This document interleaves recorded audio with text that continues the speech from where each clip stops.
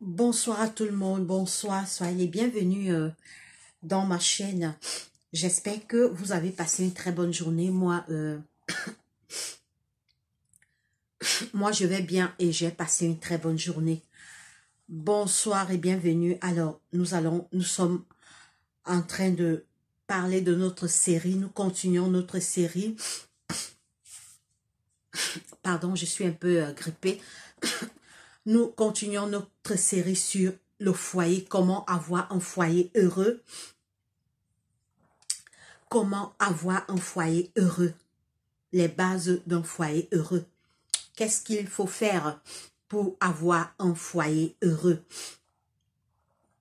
Alors, le premier chapitre, on a vu que la première chose d'abord, c'est d'appeler Jésus dans notre foyer. C'est d'appeler Jésus. Ne mettons pas Jésus de côté dans notre foyer. Jésus est le moteur. Jésus pourra donner la sagesse et l'intelligence aux parents afin de bien guider les enfants. Donc, la première base, c'est inviter Jésus dans notre foyer. Alors, j'ai commencé, nous avons entamé le deuxième chapitre. Je vais continuer le deuxième chapitre. Alors, j'ai commencé l'autre jour. Alors, je reprends le deuxième chapitre. Le lieu le plus attrayant de la terre. Tandis que les parents assument les lourdes responsabilités d'assurer le bonheur et les intérêts futurs de leurs enfants, ils ont aussi le devoir de rendre leur foyer le plus attrayant possible. C'est infiniment plus important que d'amasser des biens et de l'argent. Donc, les parents ne devraient pas seulement se baser à chercher l'argent. Ils doivent aussi donner du temps dans leur foyer. Ils doivent aussi s'inquiéter pour que leur foyer puisse bien fonctionner, pour que leur foyer puisse bien marcher. Il y a les parents qui croient que avoir l'argent, ça suffit. Quand je vais payer mon enfant une grosse voiture, je vais l'envoyer à l'université, je vais l'acheter tout ce qu'il veut, je vais lui donner l'argent de poche. Ça ne suffit pas. Les parents ne devaient pas seulement se baser pour chercher l'argent. Les parents devraient aussi chercher le bonheur du foyer. Alors je vais reprendre. Tandis que les parents assument les lourdes responsabilités d'assurer le bonheur et les intérêts futurs de leurs enfants, ils ont aussi le devoir de rendre leur foyer le plus attrayant possible. Donc, il doit y avoir pas seulement l'argent, pas seulement la richesse dans un foyer. Il doit y aussi avoir le bonheur, la joie. Les enfants doivent se sentir heureux dans ce foyer-là.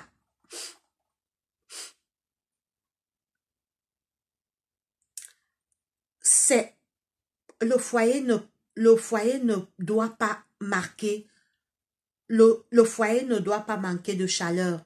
Il doit y avoir la chaleur familiale, le père et la mère, les enfants. Les enfants doivent ressentir qu'il y a de l'amour, il y a de la chaleur dans le foyer, il y a de la joie dans le foyer, il y a de la paix. Le père ne doit pas seulement rester. Il sort à 6 heures, il rentre à 20 heures parce qu'il cherche l'argent. Le père de famille doit rentrer dès qu'il finit son travail. Il doit savoir que ses enfants ont besoin de lui, sa femme a besoin de lui. Il ne doit pas seulement être préoccupé à chercher l'argent. Tout n'est pas que l'argent. Ce n'est pas l'argent qui va donner le bonheur à sa femme et ses enfants. Certes, l'argent est important, mais l'argent ne fait pas le bonheur. L'esprit de famille devrait être maintenu vivant dans le cœur des enfants, afin qu'ils puissent se souvenir du foyer de leur enfance, comme comme d'un lieu de paix et de bonheur proche du ciel. Oh, donc les enfants, quand ils seront grands, quand ils vont, ils seront déjà dans leur propre foyer.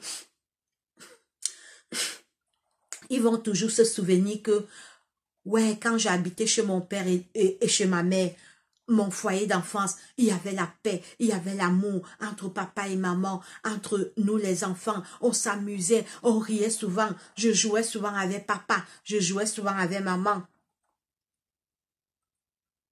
Donc le foyer doit être comme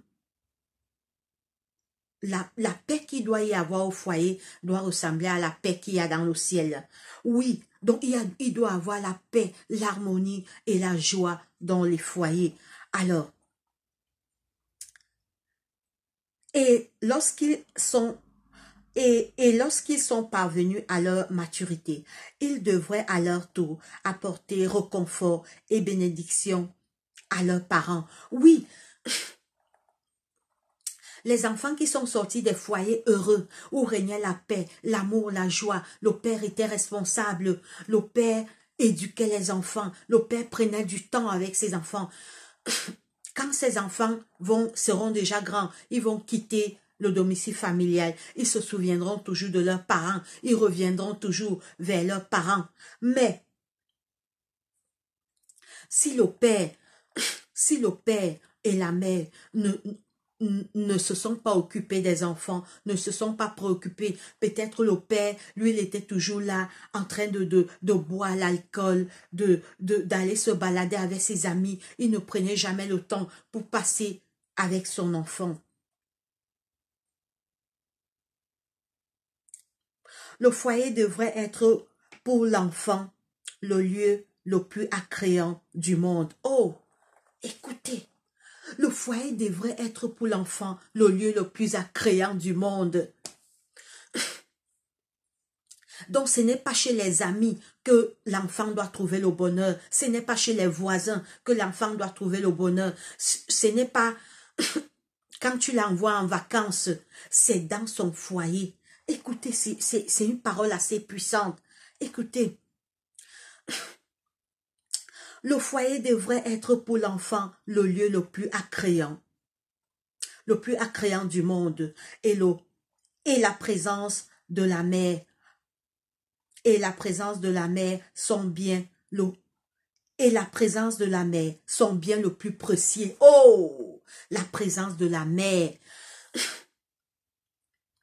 Il y a les femmes, elle n'est jamais là. Elle n'est jamais là à la maison. Ou bien, même si elle est là, elle n'est que là sur Facebook. Sur Facebook, elle est dans tous les Congos, ça. Elle n'a même pas le temps de raconter une histoire à l'enfant. Elle n'a pas le temps de rire avec son enfant. Elle n'a pas le temps de jouer avec son enfant. Tellement Facebook et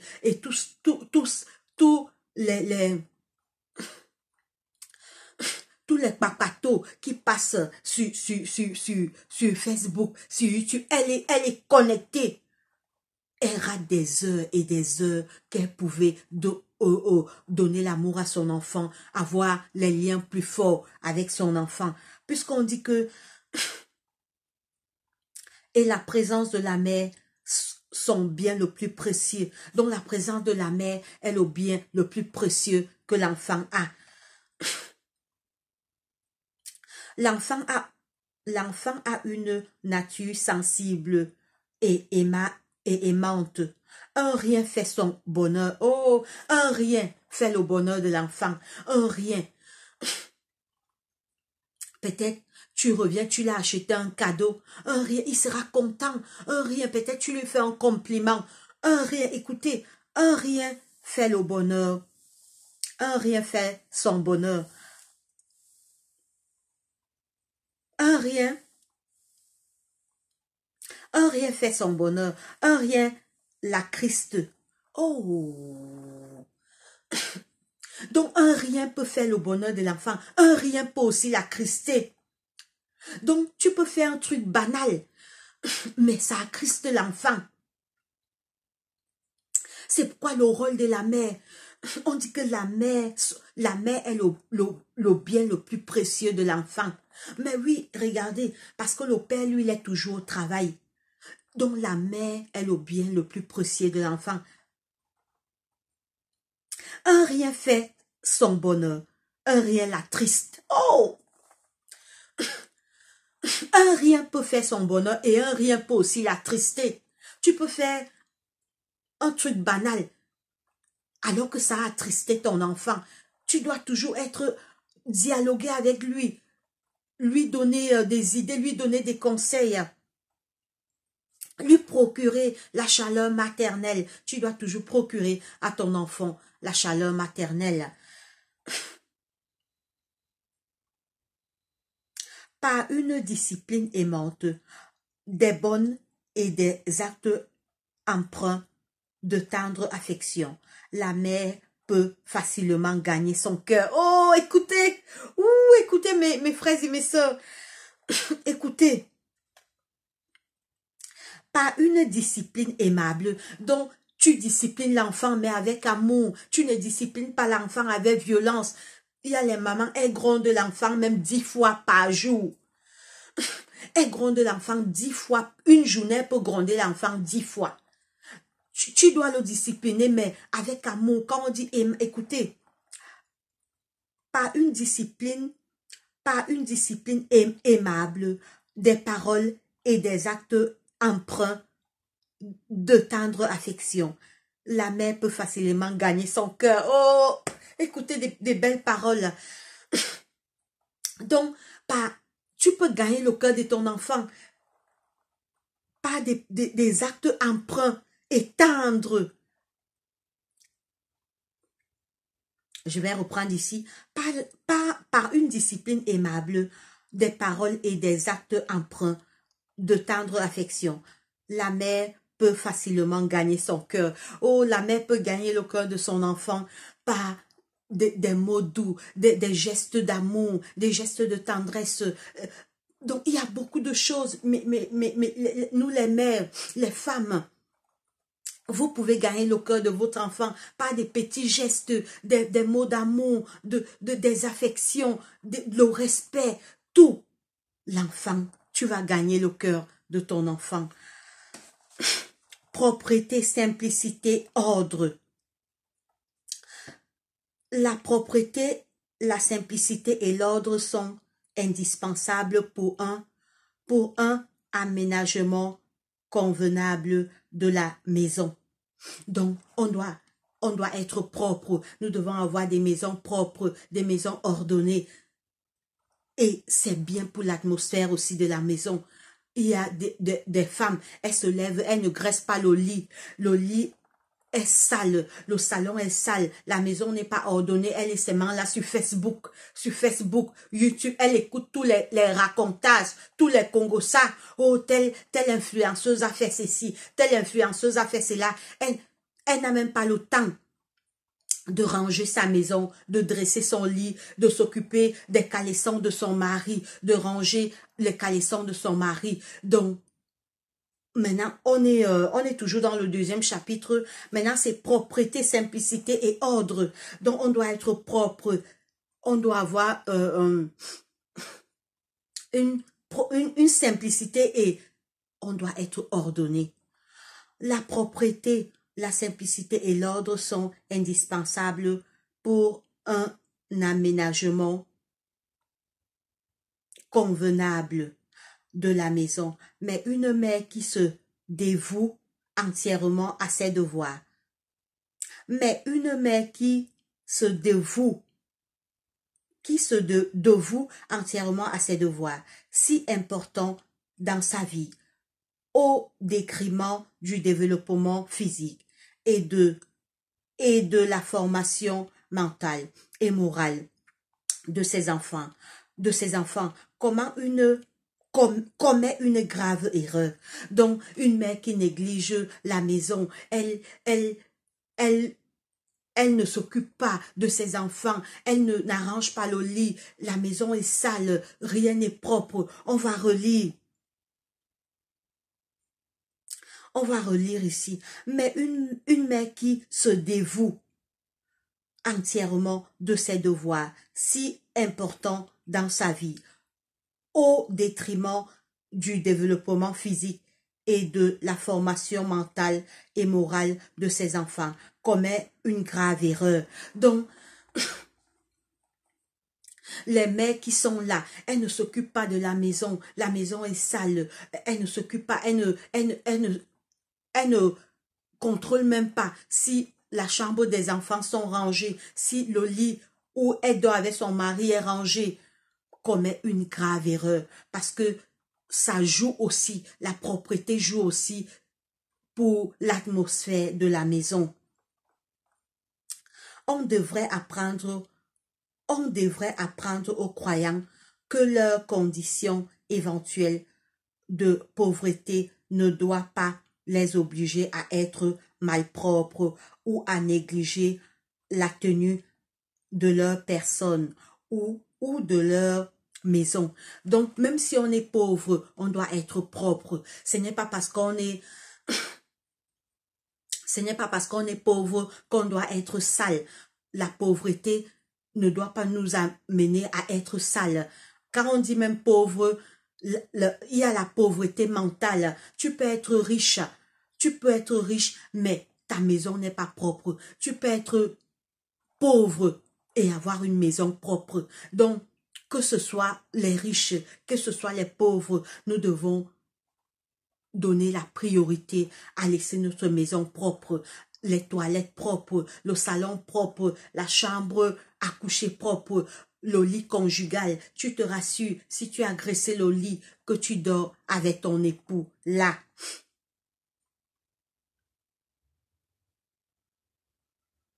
Il faut apporter l'aide nécessaire en ce domaine.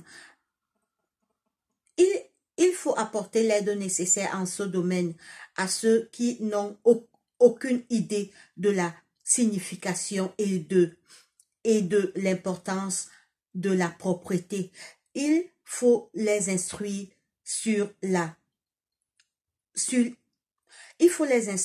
l'importance de la propreté. Il faut les instruire sur la nécessité pour les personnes qui doivent représenter Dieu. Donc, nous sommes les créatures de Dieu, nous sommes les enfants de Dieu. La propreté est quelque chose de nécessaire. La propreté, nos vêtements doivent toujours être propres, repassés, bien rangés. Oui, parce que Dieu, notre Père qui nous a créés, c'est un Dieu saint et un Dieu propre. Il aimerait aussi que ses enfants puissent être propres dans leur maison.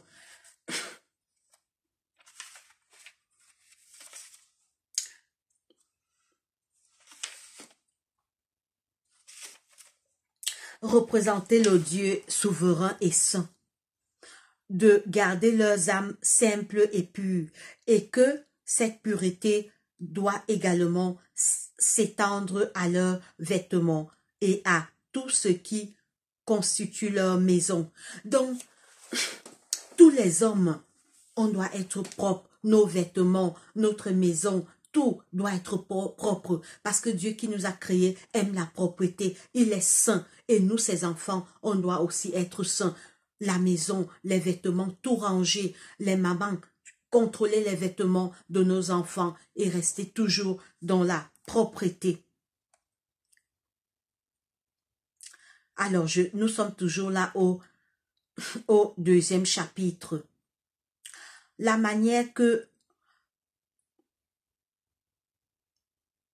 les anges gardiens est la preuve que la vérité a produit un changement dans leur vie, en purifiant leur âme et en affirmant leur goût.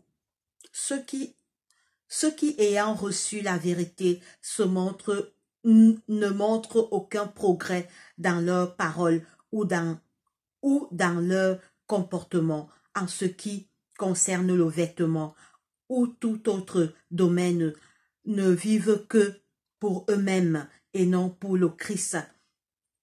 Ils ne sont pas passés par la nouvelle naissance en Jésus-Christ afin d'obtenir la pureté et la sainteté. Donc, même la propreté de notre maison, la propreté de nos vêtements prouve que nous sommes les enfants de Dieu. Un enfant de Dieu est propre. Un enfant de Dieu laisse sa maison propre. Un enfant de Dieu, parce que les anges aiment habiter les maisons où tout est propre. Le lit est rangé, la cuisine est propre, les toilettes sont propres. Oui, les anges de Dieu aiment habiter de telles maisons, mais les anges de Dieu fuient les maisons où il y a de la saleté. Bien que nous devions nous garder de toute vaine ornement et de tout apparat inutile, nous ne devons en aucun cas être insouciants et indifférents au sujet de notre apparence extérieure. Donc, on doit s'arranger, on doit se faire belle, on doit se faire propre, mais ce n'est pas le genre que Dieu ne dit pas qu'être propre, c'est aller percer le nez, aller augmenter les seins, aller opérer les fesses. On doit être belle, propre, mais ce n'est pas parce qu'il y a le genre de femme, elle croit que être belle, c'est aller percer le nez, percer la langue, mettre les seins, mettre les fesses. On doit être propre, belle, mais ce n'est pas le genre extravagant qui va même causer les risques pour notre santé. Bien-aimés, que nous devions nous garder de toute vaine ornement et de tout apparat inutile. Nous ne devons en aucun cas être insouciants et indifférents au sujet de notre apparence extérieure. Tout ce qui concerne nos personnes et nos maisons doit être propre et attrayant. Ça revient encore, la maison doit être propre et attrayant. Notre cuisine, notre salle de bain, dresser le lit, ça active la présence des anges. Les maisons propres activent la présence des anges. La jeunesse doit être instruite sur l'importance d'une apparence échappant à toute critique, une apparence qui honore Dieu et la vérité. Le manque de propreté peut provoquer la maladie. Celle-ci n'apparaît pas sans cause. De violentes épidémies de fièvre se sont produites dans des villes et des villages jusque-là considérés comme parfaitement sains. Et il en est résulté des décès, voire l'ébranlement de certaines constitutions. Dans de nombreux cas, les habitations des victimes et des épidémies renfermaient des éléments polluants, répandant des poissons mortels dans l'atmosphère, inhalés par les occupants et leurs voisins. On est surpris de constater l'ignorance qui règne au sujet des effets de la négligence sur l'état de santé.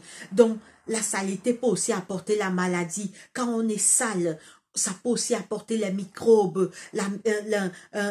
On laisse la maison sale, nos vêtements sales, ça peut nous amener les maladies. Donc, contrôlons-nous, contrôlons notre maison, contrôlons notre santé, nos vêtements, rangeons notre maison pour éviter aussi les maladies. Quand la saleté peut aussi apporter les maladies.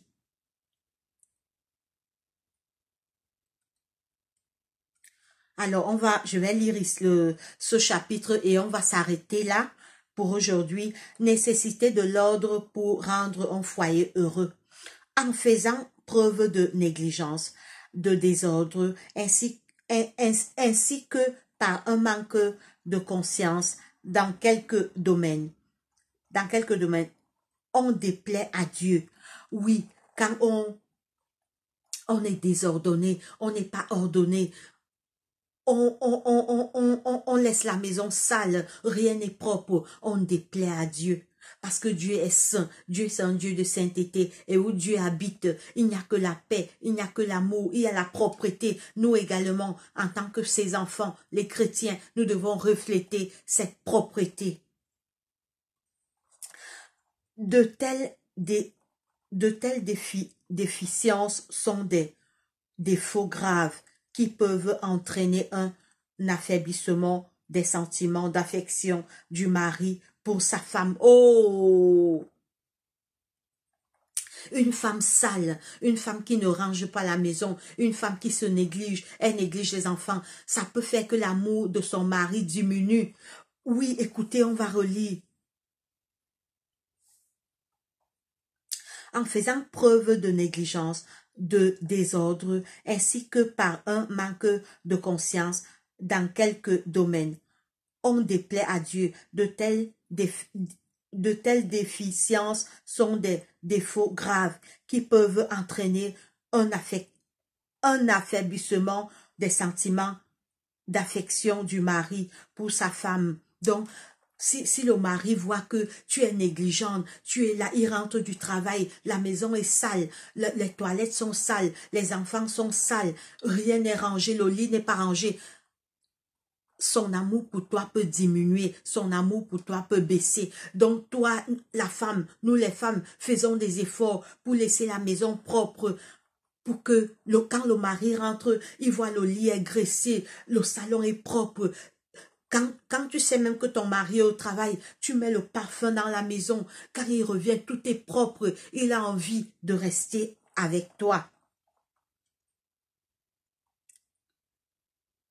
Donc, de telles négligences peuvent même diminuer les sentiments que notre mari peut avoir pour nous. De telles déficiences sont des défauts graves qui peuvent entraîner un affaiblissement des sentiments d'affection du mari pour sa femme lorsqu'il apprécie l'ordre des enfants disciplinés et une maison bien tenue. Une épouse et mère ne peut pas rendre un foyer agréable et heureux si elle n'aime pas l'ordre, ne cherche pas à conserver sa dignité et ne parvient pas à se comporter d'une manière rationnelle. Par conséquent, toutes les femmes qui montrent de la négligence sur ces différents points devraient sans tarder chercher à s'éduquer à cet égard et à acquérir les qualités bien définies qui leur manquent le plus. Oh! Donc, la femme doit se remettre en question. La femme doit être propre. La femme doit garder ses vêtements propres. La femme doit... L'homme aime que quand il rentre au travail, il trouve la maison propre. Il trouve sa femme dans une belle tenue. Tout est propre. Le mari a encore les sentiments grandit encore pour sa femme. Mais quand le mari rentre, tout est en désordre. La chambre est sale. Et le lit qu'il a dormi, la nuit, il revient, le lit n'est pas dressé. Le salon est sale, la maison est sale. Toi-même, les vêtements que tu portes est sale. Ça décourage le mari. On va relire. Une épouse et mère ne peut pas rendre un foyer agréable et heureux si elle n'aime pas l'ordre. Nous, les femmes, on doit être ordonnées. Une femme doit être ordonnée. Elle doit aimer l'ordre. Ne cherche pas à conserver sa dignité et ne parvient pas à se comporter d'une manière rationnelle. Par conséquent, toutes les femmes qui montrent de la négligence sur ces différents points devraient sans tarder chercher à s'éduquer à cet égard et à acquérir les qualités bien définies qui leur manquent le plus. Donc, nous les femmes, on a une grande responsabilité. Nous les femmes, on a une grande responsabilité de laisser la maison propre, d'être ordonnée. Ça plaît au mari, les femmes qui aiment l'ordre, les femmes qui sont ordonnées, qui laissent la maison propre. Le mari est content. Quand le mari rentre du travail, tout est propre, tout est propre. Son amour pour toi grandit, grandit, grandit chaque jour. Donc, on va s'arrêter là. Nous sommes toujours à la deuxième partie. On va s'arrêter là pour aujourd'hui. Alors, passez une très bonne soirée, une très bonne nuit. Portez-vous bien, allez, dormez bien. Bonne nuit, allez, bisous, bye bye.